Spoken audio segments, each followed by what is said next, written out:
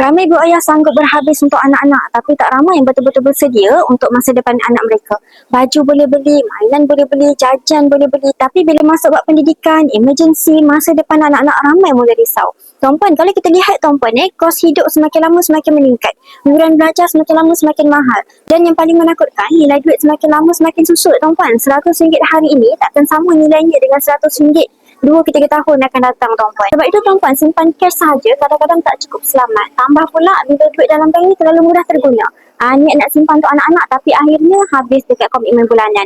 Sebab itu ramai ibu ayah sekarang mula simpan emas untuk anak-anak. Sebab emas ni tuan-puan bantu lindung nilai duit daripada susut, dan bila simpan dalam bentuk emas, kita lebih disiplin. Tak mudah terusik macam bila kita simpan cash. Dan yang bestnya, tak perlu tunggu kaya baru nak mula. Dengan akaun Gap Junior Public Gold rendah RM50 pun dah boleh mula menabung emas sikit-sikit. Boleh jadi simpanan pendidikan, dana emergency atau hadiah masa depan paling bermakna untuk anak. Jadi jom parents mula bina simpanan emas untuk masa depan anak-anak. Nak saya Gap boleh tulis isi borang saya dekat bawah. Saya bantu sebaiknya. Assalamualaikum.